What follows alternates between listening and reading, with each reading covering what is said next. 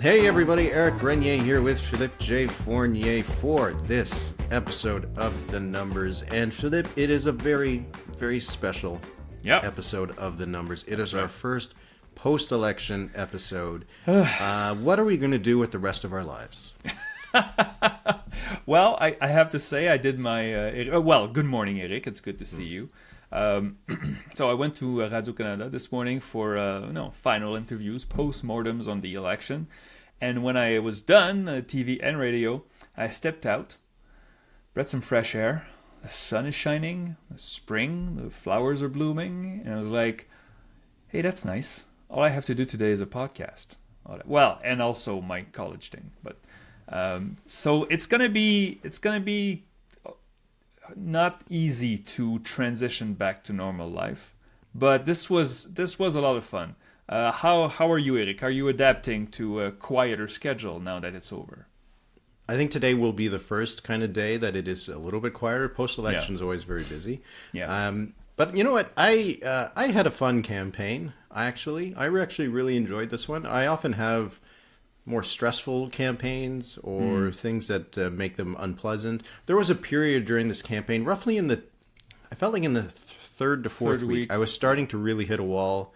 I felt like I was a bit behind on everything, and I wasn't enjoying the campaign. Then I got into this last week of an adrenaline rush, and then I really enjoyed my time on CPAC for election night. I was in front of a big map, so that's fine. That is a wish, lifelong wish fulfilled. So I can now retire. And but I had actually a fun campaign, and I know you had some trouble in the last days, and I feel very sad for you that you did.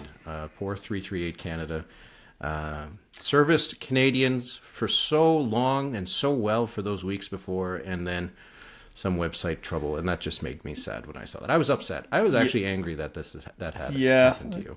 So hackers had a good time. I do have, for those asking, I do have internet security with Cloudflare. I had a report of suspicious activity, but I'm not an expert on internet security. I just upload stuff on the internet, and I hope it works. But I did get very nice readers and listeners that gave me advice, gave me stuff that I guess people in IT would say, oh, that's obvious, you have to do this. And I'm like, I don't know. But yes, the hacking and it was hard. It was hard to deal with because it's not like that's the only thing I was doing. I had a bunch of deadlines, and also lots of journalists, God bless them, from coast to coast radio stations all calling me, and I had to filter my calls because there were some bad people who got my phone number. It was heavy on the mind, but ultimately it's part of the game and it's okay.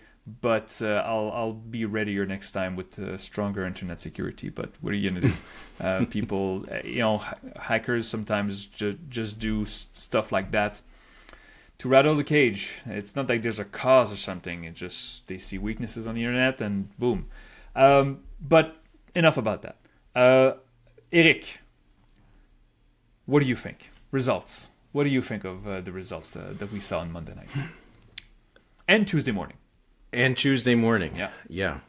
It was actually a really interesting night to see those numbers come in, and how we still had on the day after some ridings to decide. There was one point in the count where I think it was 153 Liberal, 151 Conservatives, and it started to look like, whoa, something could be happening here that could be kind of problematic for folks in our business. Because if the Conservatives would have won, I don't think we would have ever heard the end of it. And then we saw as more of the vote was being counted, and it is just a mirage. All the votes were in a box somewhere. It's just that it was only being revealed at certain times. Yeah. But then we saw that the Liberals were winning some seats, getting the advance poll, and they kept on ticking up. And then that final seat ticked up yesterday when they finished the special ballot counting, and it was in Terrebonne. Got the Liberals to 169 seats, so 3 short of a majority. Really some fascinating results for me. And just in terms of the election overall, people have asked, my general thoughts on the election. And I say kind of unprecedented, kind of this exceptional, extraordinary election that is going to be talked about for a long time because of how odd it was, right? We have two parties with over 40% of the vote, and I looked at that. The last time it happened was... we mentioned it. Wasn't it Diefenbaker, 57? Is that right? In Diefenbaker election 58 was the last time two parties had over 80%. But the last time two parties each got over 40, 1930. Wow, okay. It's been a long time that we've had this much of a polarized race, so that was incredible. The fact that we had a party at 41.3%, a number that you and I have not seen in an election for a party since 1988, and that party did not win the election. Yeah. The NDP with its worst result ever, ever, 7 seats ties, I think 7 seats ties what the CCF did in 1935, but 6% is the lowest the party's ever gotten. Yeah. It's just unprecedented after unprecedented. Carney made the big comeback with the honeymoon that didn't collapse. Just the party leader, Pierre Poilievre, loses his seat when the Conservatives get their best result in terms of the popular vote since they become a merged party. It's just record after record, extraordinary after extraordinary event. And I think for that reason, this election is going to be an anomaly. I don't think this is going to be something that's going to be sustained for the future. No, I want stable stuff. I want the next election to be a few points for each party. This is so hard. I mean, okay, with regards to what you just said, you know that usually I have a benchmark that I hope to have 90% of correct winners. 90% is hard. Sometimes we get it, sometimes we don't. And this election, I was still hoping for 90%, but I knew since there was so many changes and always surprises that I would probably fall short. I compiled it yesterday, and I have 87%, just short of 300 correct winners. So I'm not so happy about a few ridings that I said, oh, God, I missed this. But they were so close. I mean, we will talk about the regional stuff, but in Ontario, my final average was just short of 41% for the Conservatives and 48% for the Liberals. And in the end, it looks like it will be 48-44. So that's, considering it's subsamples, 3 points at the national level would be something. But 3 points in a province, even if it's the largest, it's an underestimation, but that's still within a reasonable margin. But that 3 points that the Conservatives got more flipped 20 seats. And so at least the polls and the projection were really aligned. And that's the good news, at least for us. And I did a lot of Quebec media since yesterday. I told them, you cannot ask for better than this. Like, the polls were perfect in Quebec. And my final call was 42 Liberal, 23 Bloc, and 12 Conservatives. And it's 44 Liberal, 22 Bloc with Terrebonne flipping, and 11 Conservatives. Like, you cannot have better than this. BC, oh my God, we talked about British Columbia, Eric, how much it was giving us headaches. The polls were perfect. I tallied the votes in BC. It's 42 Liberal, 41 Conservative, 13 NDP. That's exactly what we were saying. And so the polls were really good. But if the polls had missed by 3 points in Atlantic Canada, we would not even talk about it. But it missed by 3 points in Ontario, and hence Niagara, Southwest, York, mostly. I don't think there were much bigger surprises elsewhere. Of course, Poilievre losing his seat, but that's a hyper. There was no way with the provincial or even regional numbers to predict that Poilievre would lose. I knew it was possible for the local campaign, but so anyway, I'm sorry, I'm all over the place here. I'm a bit tired, but that's all right. But the polls did really well. And we'll talk about it when we get into the regions, but for BC. There weren't actually that many surprises when we look at the seats. Yeah. Liberals win Victoria, the live Esquimalt in the southern Vancouver Island. Anyway, we'll talk about that once we get to it. But those overall numbers, it does seem, again, that Ontario was the big difference. I saw one chart someone had put up on Twitter, hearing Marsui. She also has some thoughts about the election. Mostly that I got home too late for her. And I woke her up in the middle of the night. But that you look at the swing between the Liberals and the Conservatives since the last election by riding, and the one place that really stands out was Brampton, and York region, north of the GTA, and sort of the northern part of Toronto, where they won York Centre. Yeah. That was the one place especially that was the biggest surprise. And I'm not sure what it is, why the conservative message in particular resonated among those communities. Those are certainly very diverse communities, so they would often be listening and watching media that's very different from what lots of other Canadians would be watching. So like our window on what's happening in those communities can be a little bit limited. But certainly that was what stood out and is the main reason that the Liberals came up short, right, for that majority. Now, to get to 189 or 190 or 185, wherever we had it, they would have needed to do quite a bit better in parts of Alberta. In Ontario especially, I think, was the main place. But overall...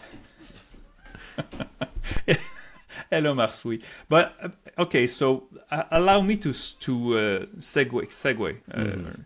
Alberta. The Post were also pretty good in Alberta, but the Liberal vote was completely inefficient, right? I think we said on our second to last episode or something that if the Liberals are just under 30% in Alberta, well, surely they'll flip a couple of Edmonton and Calgary seats. They did get to, I think, was it 28% in Alberta, the final tally, I think it was. And they could not do better than one seat in Calgary, which was not the one that they held, and one seat in Edmonton Centre. The mayor of Edmonton, Mr. Sohi, lost badly. It was not even close. So if you told me, the Liberals at 28% of the vote in Alberta, is this 28.4, CBC says here, I would have said, okay, they almost doubled their vote in Alberta, but I guess they doubled it in many places that was not useful for them. Okay, so that's how maybe we should talk about, maybe let's take a bit of a regional look and go across the country a little bit. So Atlantic Canada. I want to talk about Atlantic Canada, right? Because those advanced polls, when I was doing CPAC, and during CPAC, CPAC is a smaller operation, so relying on Canadian press projections. I was getting very frustrated with some of those projections from Canadian press. They had the Conservatives winning Terra Nova the Peninsulas. They projected that Jonathan Rowe and Terra Nova the Peninsulas had won. They projected they called it? Really? They called it. There's a little blue check mark next to his name. No, that's not cool. That's not cool at all. They projected that Sean Fraser had lost in Central Nova. They projected that the Conservatives had held Cumberland, Colchester. There was a couple other places elsewhere in the country. Cool. And I was watching them. I was like, these margins aren't that much. And there's a lot of the advance poll coming in. Yeah. Why would these be called? And we saw it happen. Sean Fraser won in Central Nova. The Liberals won in Cumberland, Colchester. Anthony Germain won in Terra Nova the Peninsulas by 12 votes, but it was still... so I was getting very frustrated by the fact that I was looking at this map and the numbers weren't matching up with what was actually happening. But at one point they were at, I think, 12, 15 seats, weren't they, in Atlantic Canada? Yeah, they were. At that point I was like, whoa, okay, something's happening here. But that's strange, though. Is it your first time working with the decision desk of Canadian Press? It was the first time I ever had to, look at it, So, because I have to say, I was at Bell Media, the French CTV called Nouveau, and they're generally really good, and also they rely on a CTV machine, and and these guys are really good. Early in the night, something that was not published, but they could see their projection, which fell right into the range, I have to say, except for one, which made me incredibly nervous. And I thought about you, Eric, during that night, because we were counting votes in Atlantic Canada, and they showed me their projection, and they had, for the NDP, a minimum of 15 seats. It was 15 to 28, I think. And I was like, hang on, do you know something that we don't? There's no way the NDP gets to 15 seats. But then it paused me. It's like, okay, maybe they have data that maybe we're going to see a redux of the Ontario election where, the NDP tanked everywhere except where they had seats. And I told the anchor there, I was like, the NDP is not getting at 15. And he says, well, it's the minimum. It's minimum 15. And I says, okay, so these decision desks, we must say, usually they're really good, but they're not perfect. And that what you're telling me about they actually called the blue check mark, I hadn't seen that. CTV did not do that, at least. So yeah, no, it was always that. Like I said, it wasn't CPAC's call on that. We were just taking that data, and I saw it, and I was like, I'm not paying attention to these checks anymore because this thing is moving around. And it was one of the things that normally it wouldn't be the case, right? Yeah. But we had seen in polling at the end of the campaign that the advance vote was going heavily to the Liberals. And it did. We saw that happening when some of the ballots were counted. Because I remember, I think at St. John, Kennebecasis, that was one of the places, I think, where the advance polls were one of the first ones. And right there, you had this huge lead for Wayne Long. So I was seeing it, and credit to CBC Decision Desk, friend Meg Banks, that they took their time, didn't call whether it was a minority majority until all the ballots were counted. And so I think that's a credit to a little bit of patience when it comes to that decision desk. Absolutely. But the pickups in for the Conservatives in Newfoundland, Central Newfoundland and Long Range Mountains. Central Newfoundland was already. Yeah, you're right. That wasn't a pickup. So they only made the one gain, right? They only made the gain in Long Range Mountains, and then they lost South Shore, St. Margaret's, and Cumberland, Colchester. So the net was that they were -1. Not a huge amount of surprise, I guess. In the end, New Brunswick not a single seat in New Brunswick changed hands. Yep. I knew the NDP was going to be in trouble when they were at 14% or whatever it was in Halifax. Yeah. So Atlantic Canada more or less went along according to plan. And not only that, but I tallied the 4 provinces together. Rounded to the nearer percentage point.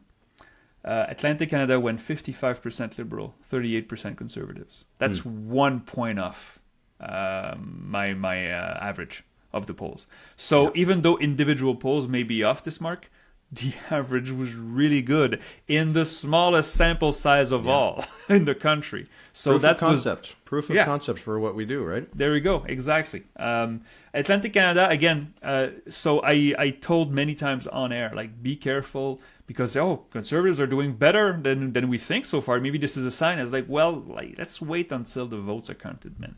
And in the end, the Conservatives did not pick up anything. It was not sign of anything. Mm-hmm. the Conservatives had a net loss of 1 in Atlantic Canada, and we cannot project to Ontario and to Quebec and to Alberta what's going on there. So Atlantic Canada, no big surprises. I would say though, and that's a theme that came back many times in the post-election analysis, that you cannot take voters for granted, especially with labels.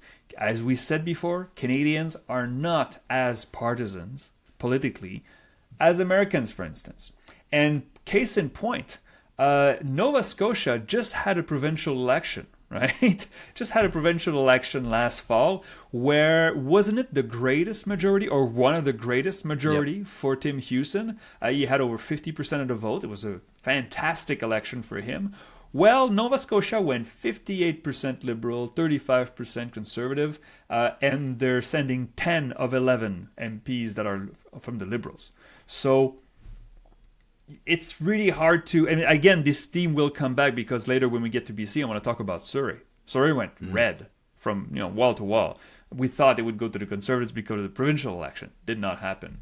But some of the many lessons we got from Atlantic Canada. I thought it's also fun to have one region for an hour and a half, right? Yeah, it's like true. I really wish we could do that. Okay, it was a lot of fun actually. Quebec only. And then we got all these different results coming in, and it was just too hard to actually keep up with what was going on. So anyway, that's more of a complaint about election night than anything else. All right, Quebec. Really fascinating results. The polls, as you said, were pretty bang on by the end of it. Especially, that Leger poll at the end, lots of credit to them. They did a very good job and picked up, I think, a couple things that ended up happening even at the regional level. So overall, the Liberals won 44 seats. The Bloc got 22, Conservatives 11, NDP 1. We were pretty good on that Bloc projection. A lot of people, were maybe disappointed that we weren't closer to the overall number for the Liberals than the Conservatives. But hey, for the NDP... We're going to get to that in a bit. We got so much flack about that, but we did. We sure did. 5 seats wasn't such a bad call for me, and 9 seats I think it was for you. Wasn't so bad either. Didn't they get 7? Yeah, they got 7. 7. There you right go. In between us. We have to aggregate the aggregators. That's the lesson here. Also, the New Democrats should send us some notes about how I'm not gonna Powellian, ask no? for. I'm not No? gonna ask for. I told you so notes or sorry notes. I won't. But because it's true that we'll get to We that. got a lot anyway. Yeah. Let's get to Quebec. Let's get to Quebec. That A couple léger surprises though. Oh, what are your surprises? Well, first of all, there was the block pickup in Gaspésie, les Îles de Madeleine, That's not a Listigouche. surprise. That's not a surprise. Well, it was a surprise based on the trend lines, right? It's not a surprise when you consider the local factors. Yeah. But in terms of the fact that the Liberals did so much better in Quebec, they shouldn't have lost a seat. And that was a loss, right? But they did not lose it. That's the thing. But they lost it. But it because of the redistribution, I thought it would go Liberal too, but it was a toss. You add Matane in there, and I'm looking forward to see the election atlas when we see poll by poll. But again, with the redistribution, this was a bloc seat. And, Monsieur Deschaines, who, was a second shot at it to become an MP, he won by 7 points. With the redistribution last time, the Bloc won by 6 points. So what is good for him is that he improved on the score of the redistributed data from 21. But it's not a surprise. Well, I don't count it as a surprise. Surprise, like for me, it's Windsor West going to the Conservatives. That's a surprise. But okay. Liberals picking up Beauport-Limoilou was a bit of a surprise. We didn't really... That's true, yeah. Didn't really think that the Liberals... They kind of made up for the loss in Gaspésie with the pickup in Beauport. Yeah. That was a bit of a surprise. We did see, again, in that Léger poll, that the Liberals seem to be doing pretty well in Quebec City. So in that context, the fact that they actually picked up that seat makes some sense. There was a time during the night when the Liberals were leading in, I think, Bellechasse or Lévis or something like that. And I was like, they're also leading in Matane Metapedia or Rimouski Metapedia at some point, which was a bit of a surprise. But that was one of the surprises. And then I think that's kind of it. There wasn't other surprises. The suburbs of Montreal went pretty much exactly like we forecasted. I have to say, though, I'm still a bit shocked by Terrebonne. I had Terrebonne as a potential Liberal pickup. So me too. Shocked. But me too. It's just that Terrebonne federally and Terrebonne provincially, of course, they're not the same, but they overlap significantly. Terrebonne just sent a Parti Québécois MNA to the National Assembly in March, and with a huge margin.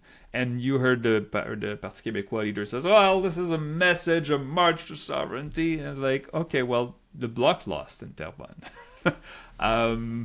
So yeah, again, not taking voters for fools. Voters will do whatever they want. Sometimes they don't care about color.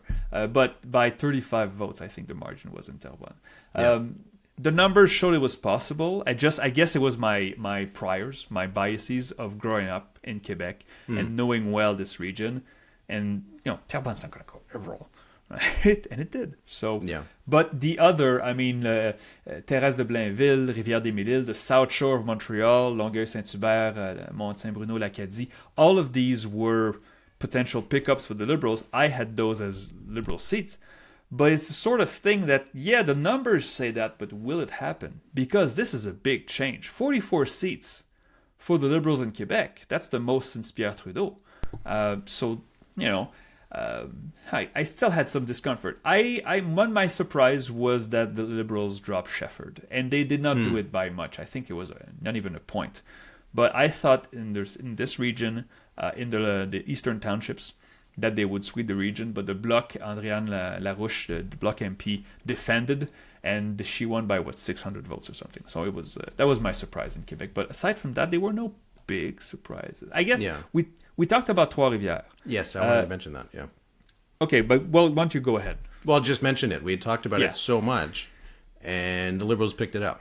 I expected Trois-Rivières to go Liberal. I did not expect a 14-point win, though. Yeah. That was big. So Quebec was one of the places where we had some surprising numbers going into it, but in the end, it all kind of played out as expected, which is why, some people have been asking me about, well, did the seat projections do badly? Like, how did that work out? It's like, well, you got to look in some of the areas, the ability to predict where the seats would change hands when you have some pretty radical change kind of shows that the concept behind it does work. And Quebec was certainly one of that cases. There were very few actual surprises. And some of the kind of astonishing wins that we saw from the Liberals were seen as a potential thing. Like Les Pays d'en Haut, we talked about that being one of those ridings that the Liberals could pick up. They picked it up, which was a bit of a shock. Terrebonne and some of the other ones. So yeah, and really, because, and we're going to get to it soon, because of the Liberals' underperformance in Ontario, the fact that they met their targets and maybe even surpassed them a little bit in Quebec ensured that they were still able to win the election. Absolutely. And be in the running for that majority on election night. Little fun thing before we go off on Quebec, I just noticed that the conservative zone in Quebec is contiguous. I thought this is kind of cool. They all touch each other. So basically, Quebec City, the small ridings in Quebec City, all Liberal. Which is not a big surprise. You said Beauport-Limoilou. I had the Liberals competitive. I didn't think it would win it, but I had it competitive. And the Monsieur, what was his name again? Lavoie? Yeah, Steve Lavoie. He won with 35% of the vote. So it was a split vote that the Liberals were able to, se faufiler between the Bloc and the Conservatives. But all the surrounding areas, all the suburbs of Quebec City and Chaudière-Appalaches and Bellechasse, big Liberal bloc, a big Conservative bloc, 11 seats, and most of those, except for Montmorency-Charlevoix, they were won by big margins. So. And Montmorency-Charlevoix, it kind of bridged the gap between them and Chicoutimi. So as you said, now it is contiguous because before it was blocked. So interesting results in Quebec, and I think that is Mark Carney owes quite a bit to Quebec, right? When you think about how many seats they gained and the difference that would have made if they hadn't won them. All right, Ontario. So Ontario, to me, is the surprise, and it is the place that we need to talk about as a bit of an accountability exercise in terms of that error that we had, right? Because we both had the Liberals winning over 80 seats in Ontario, and in the end, they won 69 seats in Ontario. Now, the Conservatives did overperform a little bit. My average had the Liberals winning Ontario by 7 points, and in the end, the gap is a little over 5. So we did see a handful of polls that suggested the gap had gotten to that level, but we had also seen some that had 10 or 12. Yeah. So that was a little bit of the overperformance for the Conservatives. It's insane to think that with 50% of the vote, just under 50% of the vote, the Liberals actually lost seats in Ontario. Yeah. Just shows how polarized it became. 5% support for the NDP in Ontario. It's just incredible. Wow. But what happened in Ontario? Why do you think that was where the models were kind of beaten by the reality? Well, I guess I'm just to preface my answer. I think, Eric, I'm less shocked than you. And if I don't have the recording here, but I'm sure people will put in our faces. But I think when we drew paths just before the election for Liberal majority, Liberal minority, or Conservative minority, one of the things I remember saying, and because I wrote about it and I said it on multiple platforms, was that the margins in Ontario, like if the Conservatives pick up a point or two more, that's like flipping 15 seats, right? Mm-hmm. And in the York region, just north of Toronto, Justin Trudeau did well there, but all these seats were won by very small margins. So for me, the fact that York went blue was not that big of a surprise. You were talking about surprises. For me, I had basically, throughout the country, from coast to coast, I have one safe seat that changed hands. Just one. It was Hamilton East, Stony Creek. I also had one. Let me see if I can find it. Is it it's not the same? It wasn't that one, though. So Hamilton East, Stony Creek I had as a likely Liberal. My one that was a safe that ended up being won by a different party was Brampton West. Brampton West, really, huh? Well, yeah, and it was close too, but it was a 2-point win, yeah. So, but for me, it's Southwest Ontario. I mean, York going blue was, if you look at my bell curves, it was entirely plausible. But we talked about the NDP seats, the Windsor West, London Fanshawe, and also Hamilton the Center. One in the north, Kepiskaming Timmins. Yeah. I thought it was the Liberals that would pick up those NDP losses. And that's not what happened. And the same thing goes, again, add a point or two for the Conservatives, you flip Niagara Falls. And Niagara Falls, of course, always close, but you would think provincially this is orange. And now, so you have Stiles and Poilievre voters in there. So the This is what Liberals had happens. yeah, and we did have some of those ranges, and it was really where in other places, the toss-ups kind of went each way, with the exception of Alberta. We'll get to that, but the toss-ups kind of went. Some tosses went this way, some tosses went this way. In Ontario, a lot of the tosses went to the Conservatives. Yep. And a lot of a discussion after the 21 campaign was that the Liberals were able to win a lot of those seats because they won a lot of the tosses, that their target seats went their way. In this one, the Conservatives won a lot of the tosses. And that's what really made the difference here in my projection. I had it that of the tosses that ended up... in the tosses in my model, the Liberals won 14 of them, and the Conservatives won 25. There you go. So it kind of shows that when That's the majority. The bounces kind of went in the Conservative way where it needed to, and Ontario was the main focus for that. As again, north of Toronto and in the southwest, the NDP, you mentioned it. I got to say, I'm surprised how badly it went for them. That their MPs that we talked about as being sort of their potential holdouts, Matthew Green, Irene Matheson, Brian Massey, I think all of them had under 30% of the vote. Yeah. So that vaunted Ontario NDP machine didn't deliver for them. There could be, you could make some claims about party vote splitting and this kind of thing, but the Conservatives actually won those pretty easily too, right? They're in the high 30s to low 40s, which is usually good enough to win. But just the collapse of the NDP, like they weren't anywhere close in Davenport, weren't anywhere close in Parkdale High Park, weren't anywhere close in Ottawa Centre. They just had a disastrous election in Ontario in particular. Matthew Green finished third in Hamilton Centre. Yeah. Right? And Brian Massey, what did he finish? Also third. It was third place. So I had the Liberals doing better in Windsor West. I thought it was an NDP Liberal battle. Yeah. And then Harb Gill, congratulations to the Conservatives, 39%. That's a clear win in a three-way race, right? And also Kitchener Centre. Remember we talked about this? It's like, okay, so Mike Morris, a guy who I only heard good things from MPs of other parties, saying he's really nice, he's constructive and everything. And because of that Ontario election, where the Green MPP had over 50% of the vote in the same riding with the same borders, you feel, okay, well, these Green voters are going to stay. They did not. And the Conservatives pick up Kitchener Centre. It was close, but yeah. It was close, but yeah, it's a pickup. So, again, to go back, for me, it's those seats. The York region, the Liberals could not be too comfortable because they only won it by such thin margins. And also, one thing I was asked, people ask me, I was on the air with Patrice Roy last night, and he says, well, the Liberals dropped their majority in Ontario. I was like, okay, well, they still won the popular vote, and they still won the most seats. Again, it's expectations. I look at, it's if you told them in January or even in March, you're going to win 69 seats in Ontario, it's like, okay, we'll take it. But I guess they felt a bit overconfident. And the numbers that we had match the projections that we showed. Again, I'm sure I don't know if you did that exercise, but if you take your model and do a +2 in Ontario for the Conservatives, I'm pretty sure it flips 15 seats.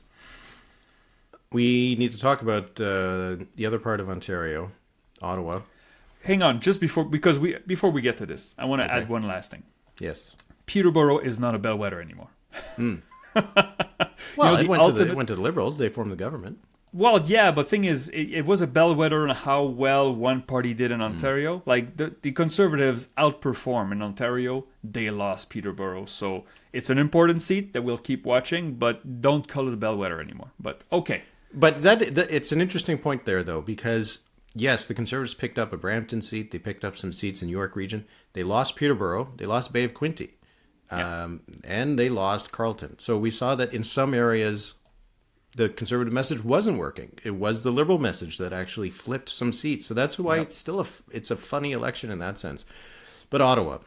I mean, clearly, There was something in Ottawa, here in Ottawa, where I am, against the Conservatives. Yes.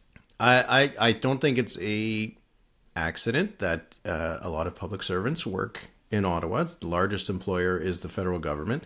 There was Pierre Poilievre was going to reduce the size of the federal government.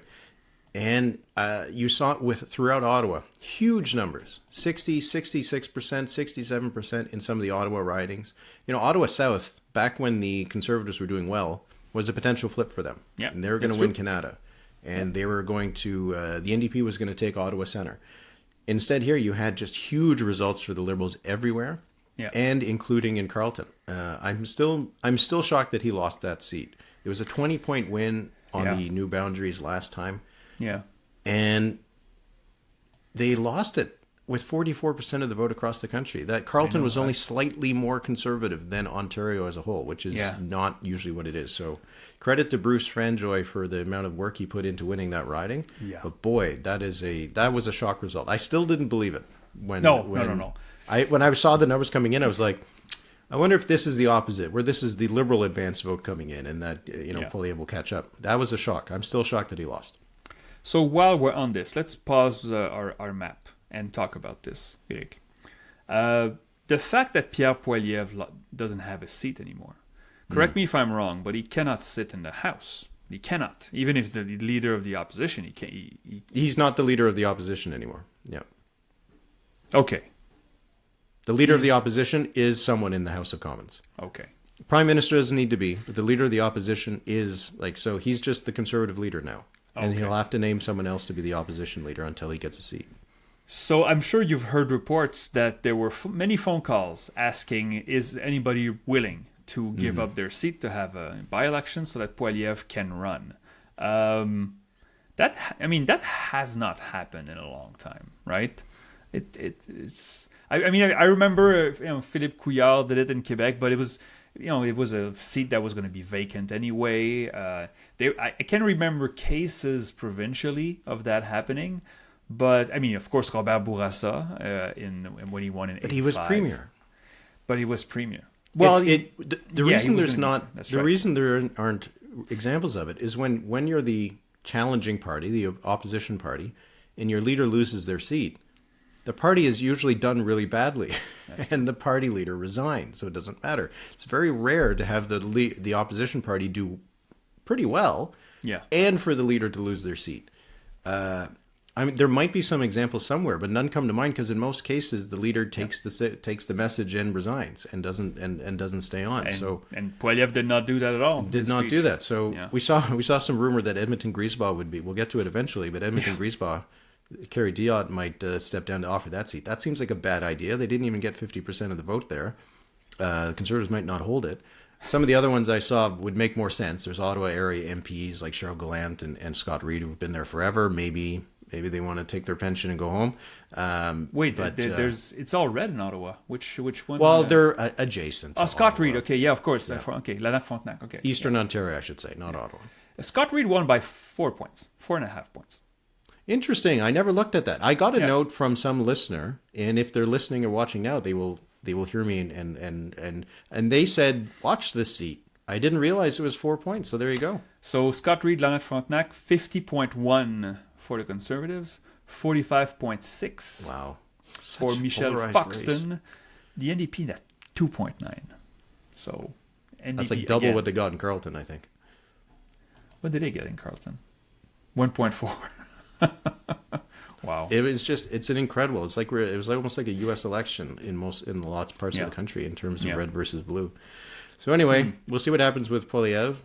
But giving up a seat, that's the thing. It's when you work so hard to get, for example, of Griesbach, you work so hard to get the domination, and then you work so hard to win. It's a pickup here for the Conservatives.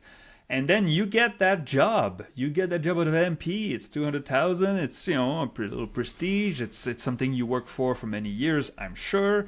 To just give it up is kind of hard. You would think, okay, find somebody in a safe seat that already has their pension and advantages, and say, we'll give you a really good post in the ambassador.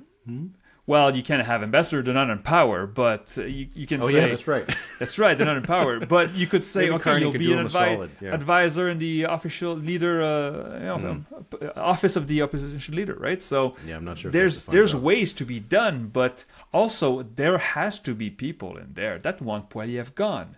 Yeah, we've heard some of it, yeah. Many love him, and there's reason. Look at the numbers. He won more votes, he won more seats than his predecessors. It's just that he's still lost, and one of the reasons he lost is because the campaign was not that great, even though the results were fine. But you lose. Yeah. You have to win. I don't know what's going to happen with that leadership. We'll get there. It's hard to disagree with the popular vote number. It's hard to say that the seat number wasn't good enough, right? Yeah. So I don't know. All right, why don't we move on to They still blew it, though. They blew a big lead. They did. So it's not a lot of the... But the thing is, it's like, well, as a small tangent here. Yeah. At their highest level of support, they're at, what, 44, 45%? Oh, I had my average went up to 46 at some point. All right, 46. So they only lost like 4 points. Yeah. 4 or 5 points. A lot of it is that the NDP vote just went to the Liberals, and the Liberals went ahead of the Conservatives. So I don't know. You can make an argument for both, whether he should stay, whether he can use this to build on and win next time. Or I saw one argument, I can't recall where I saw it, and said that the coalition that was behind Pierre Poilievre this week might be a bit more resilient than the stitched together coalition that Carney had. Unquestionably. Right? Well, there you go. So if Poilievre just keeps these voters, that's true.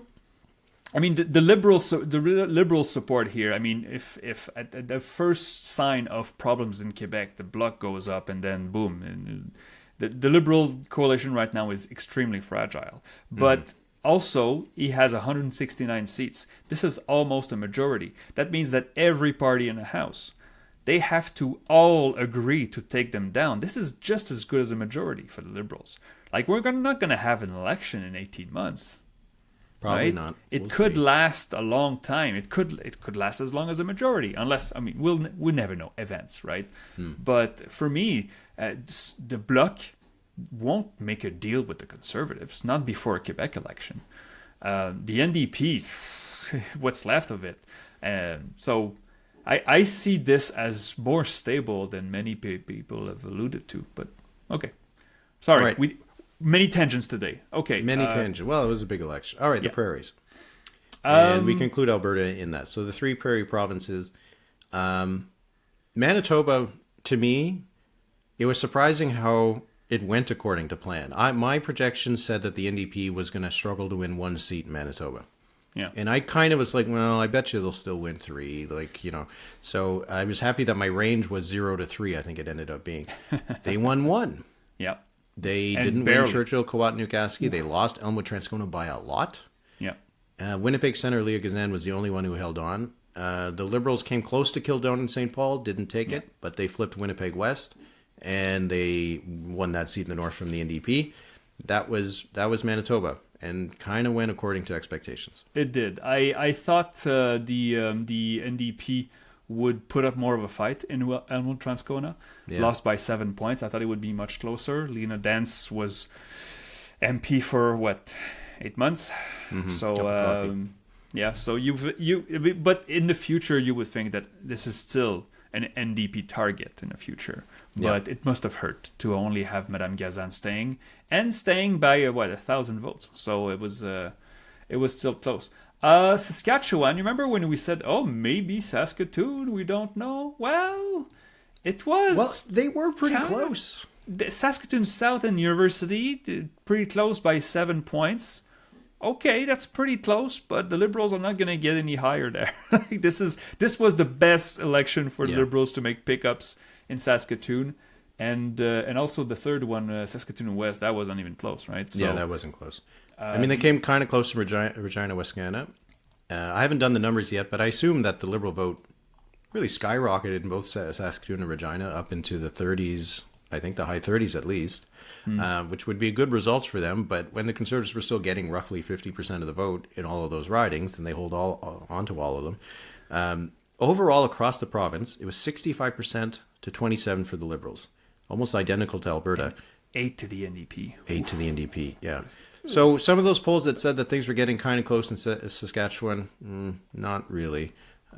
In the cities, it was closer, but yeah. So not too many surprises there. As expected, though, that transposition in the North Riding Desnethe, Mississippi, Churchill River sealed the deal for the Liberals. They at least got one seat in Saskatchewan. All right, Alberta. Easily two. Alberta. Okay. Alberta, I had the potential of 5 seats for the Liberals. They only had 2. Mm-hmm. But if you told me, the Liberals are only going to win 2 in Alberta, I says, okay, well, it's going to be McKnight in Calgary and Edmonton Centre. Of course. That did not happen. I was really surprised that George Hall did not win Calgary McKnight. Yeah. He won, his on the transposed boundaries, he did pretty well. Yeah. And the Liberals were up double their support in Alberta, and he lost. That was a surprise. The other ones, the fact they came close in Calgary Centre, that they won Calgary Confederation. So congratulations to fellow podcaster Corey Hogan for winning there. Yeah. They won Edmonton Centre. Here again, I broke down my tosses by area. In Alberta, I had lots of tosses in Edmonton and Calgary. The Conservatives won 7 of them, and the Liberals won 1, which was probably Confederation. Yeah, because I think I had Centre as a likely Liberal win. So that was one of the places as well where the Liberals came up a bit short. I think I had 5 seats for the Liberals. Yeah. An extra 3 would have won them a majority. So there you go. But yeah, that was one of the places once again where the polls underestimated the Conservatives. It seems to be Alberta was one of the problems, as it has been in the past. Probably more of it was outside of the cities because the Liberals came close in a lot of those ridings. Well, that's the thing. You said this when I said, well, if the Liberals are close to 30 in Alberta, they'll make pickups. And you said, well, maybe they got votes in useless places. Mm-hmm. Well, let me tell you, Bow River. They're not useless places, but they're useless places for the Liberals. I'm sorry. You know what I meant, though. Yes, it was. Wow, in useless Philip places, J. Fournier, most of Alberta is useless. Wow, useless for the Liberals. That's the quote. Wow. So, hate mail from Medicine Hat coming in. Bow River, or as I called it for years, Bow River. Liberals had 7% in 21, and this time they had 17%. And you can go around Foothills; they had 19%. These are seats that the Liberals really, really don't do well in. Usually, they're in single digits all the time. And the Medicine Hat, Carlson, Warner, they had 18%. So the vote inefficiency for the Liberals was unexpected, I think. But it's right now with these results, we'll readjust our models because, even Calgary and Edmonton, it's tough for Liberals to make pickups. And Confederation, congratulations to Mr. Hogan. It was also very hard, right? It was 1,200 votes. Oof. So yeah. Okay, British Columbia. In terms of the projections, I think I'm most happy about British Columbia because it seemed like BC was going to be the toughest place to call. Yeah. And in the end, the only 2 seats that I had that I didn't have as either a toss-up or called correctly were Kelowna. At one point, I did have Kelowna as a toss-up, but the last set of polls improved the Conservative standing. But in the end, the Liberals just eked it out. And the other one was Richmond Centre Marpole, which I think, it's probably the Chinese-Canadian vote. I think that was also one of the factors north of Toronto that might have went over to the Conservatives this time, and it didn't last time. And it was close, though. It was close. But apart from that, everything was kind of exactly as we thought. The close races were the close races. The Liberals won. The NDP ones they won in Burnaby Central. They won New Westminster. They won Esquimalt. They won Victoria. Yeah. Good night for the Liberals. The NDP lost Skeena Bulkley Valley. They lost North Island Powell River. They lost Cowichan. They lost Nanaimo. They were 4th in Nanaimo. Burnaby Central. Yeah. Things kind of went as expected. And you look at the popular vote, 42 for the Liberals, 41.5 for the Conservatives, 13 for the NDP. Bang on. Bang on. Bang on. 3% for the Greens. Bang on. Yeah. Jagmeet Singh getting 18% of the vote in his riding, though. I mean, you and I discussed this. We knew he was going to lose unless there was some dramatic factor. I didn't have 18% for Jagmeet Singh. I thought I had him pretty low. I had him in 3rd. Really? Well, Yeah. I did have him in third, but I had closer to 28. Okay. I'd have to look it up. I don't know That's what I had. 18% is really low for a not going leader. I shout out to I had Vancouver Kingsway. I know a lot of dippers kept telling me, "Oh, there's nowhere we're dropping Kingsway," and I did have it as a toss for the Yeah, me too. NDP and Monsieur Davies salvage it barely, but he did salvage it. So. Vancouver East and Kingsway, the only NDP seats in Vancouver. I was a bit surprised by Courtney Alberti. I thought the Conservatives would do better on Vancouver Island. They did well on Vancouver Island, but I thought they would almost sweep it. And as you said, the Victoria, the tip, going Liberal was not that big of a surprise. Yeah. I would say, considering how close the final count was, with 169 seats, thank God the Liberals did okay in BC, because there's a big difference between 169 to 144 than 160 to 153, right? A lot of journalists from BC told me, we're on the ground, and I don't think the Liberals are going to do well in Surrey and Delta and Richmond. And in the end, they did. They won the 3 Surreys, they won Delta, they won Richmond, East Stevenson. So those regions that were really good for the provincial Conservatives, Liberals were able to keep them. Yeah, like as you say, Mark Carney has to thank British Columbia and Quebec for delivering him the gains they needed, because they didn't make any. They made gains as well, a little bit in Manitoba, but they didn't make gains in Atlantic Canada. They didn't make gains in Alberta, net gains. They didn't gain. They had they didn't really do anything in the prairies. But if you look at the reason why Mark Carney is still Prime Minister, a lot of it is because more people, new people, voted for them in BC and in Quebec. BC and Quebec, I saw some complaints from British Columbia that they didn't get to decide to vote again. Your That's vote not still true. counted, and you had a big deal. Because if you swing 20 seats, as you say, between the Conservatives and the Liberals in British Columbia, that's it. Then you're looking at a Conservative plurality, right? So BC had its say, and in the end, 20 seats for the Liberals in BC is still nuts. Still nuts to think about. They won 20 seats in BC and 42%. Yeah. That in the provinces they won, in terms of vote, BC is one of them. And they had more support in BC than it almost matched like their vote nationwide. Like it's just it was like a little microcosm for them. If I can have a little last thing, Nunavut went to the NDP by 50 votes, I think. Mm-hmm. So congratulations to Laurie Idlut. I had you losing. It was a toss-up. I thought it was going to be a Liberal sweep. It came close, but I really wanted that 90%, and I need Nunavut to flip. But congratulations to the MP there. Well, could the I think there'll be judicial recounts in a couple of ridings. Maybe they'll.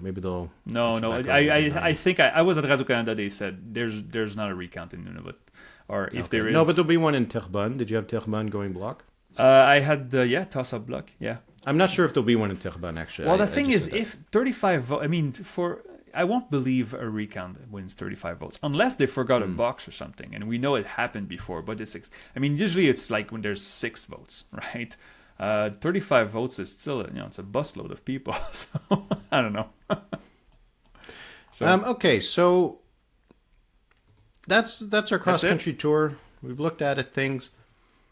First off, it was a good night for the polls. Yes, it was a good night for the polls. Yes, I think the pollsters did a very good job. I will have a lot of A+ in my report card that I will publish in the next few days. Yes. Yeah, there's a few little errors here and there, underestimation of the Conservatives, a bit something in Alberta.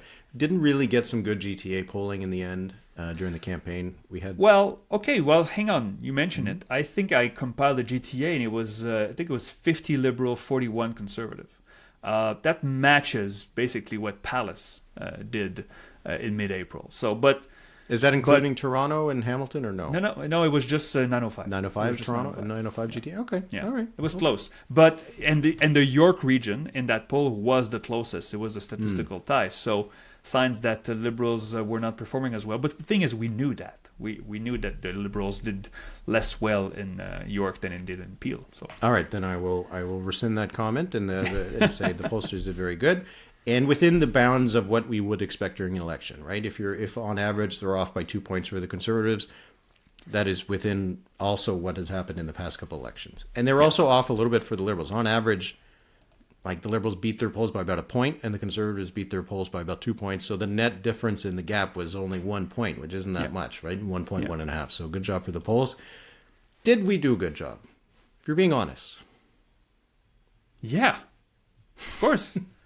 I mean, unquestionably. Like, we will get criticism, and that's fair, that's game, but with the numbers that we had, again, if the projections and the polls don't line up, that's the problem that we have. If the polls are bad, our projections will be bad. If the polls are good, the projections will be good. I had the Liberals a bit higher, but as I said, my Atlantic Canada was bang on. Quebec was bang on. BC against high wind and the tidewater, or whatever you say in English, contre vents et marées. I had the right call in BC, and the only place where the projections missed a bit was in Ontario because of all these toss-ups that went to the Conservatives. So it was a tough election because of all the changes, but I'm at peace with what I did. I tried my best with the data we had. There's always room for improvement. But are you like re-questioning your? Because you're asking me, but okay. Well, because we get the questions a lot. Obviously, it'd be nice if we were exactly right. This is what you want. I do think that, and it's something that I repeat every time, is that when we do see differences between the projections and the results, we actually learn a lot about the election. Because what we're doing is looking at what, all else being equal, we would expect the results to be. In most cases, it goes as expected. In the cases where it doesn't, it tells us something that happened in those ridings. Again, I don't think it was an error. If you look at 2021, some of the places where my model missed the most had a significant Chinese-Canadian community. We know that those voters were moving in a different way than other people were. People can debate why that was. There's lots of reasonable people can disagree on why. But you do see that. So the fact that we saw that the GTA, in parts of the GTA, moved specifically to the Conservatives in a way that was unexpected, that Ottawa was even stronger for the Liberals that we might have expected, it tells us about what's happening on the ground. So I do think that in that sense it has a value. And when we have those ranges, and maybe one of the lesson is to try to put a bit more emphasis on the ranges, so we give people a better idea of the possibilities. But I think it's kind of funny how probabilities work, right? So my final projection was 70% chance of a majority and a 19% chance of a Liberal minority. 3 seats would have made me 100% right on that majority. And it's just kind of funny how that works, right? Because people think about them in these 50-50 terms. But, it's kind of funny that 3 seats would have made that majority call seem really smart, but 3 seats made it look like the less likely thing that happened. You know what? I agree with you, but you know how commentators can be sometimes. If let's say the Liberals, with the recounts and everything, had won exactly 172 or even 173, the narrative would have been, whoa, that's such a razor thing. Everybody has to fall in line for the votes to pass. The expectations were a bit too high for the Liberals. 169, as I said, it's fine. They can govern. They have a mandate. They had the most votes, the most seats. Legitimacy is there. They have seats in every province, right? That hadn't happened last time. Again, the Bloc, the NDP, and the Conservatives would all have to agree to take down the government. This government's going to last a while, unless there's events. Events never happen. Events never it's going to be quiet. It's going to be it's going to be settled. I think we're in a quiet period of politics. I think this is where we are. Oh God! But you and I I think we're the big winners of the election. You know who else? Those who sign up for a podcast and stuff. Because we saw the numbers. Many of you listen. Many more that I think would listen and watched us, and we really appreciate it. We had a lot of fun doing it, interacting with some of you. And Eric and I, we'll continue. We love doing this stuff, and we'll bring back the quizzes. And you better study your map, my friend, because there will be I'll let the dust settle a little bit. I'm going to have a quiz about the 2025 election to see how well you remember your map. So all right, I love it. Okay, yeah, we're going to continue to have now weekly episodes. We're going to go back to a weekly schedule. We're still going to figure out what we're going to do for the Patreon. We're going to have some Patreon-only episodes, probably maybe 2 a month or something like that.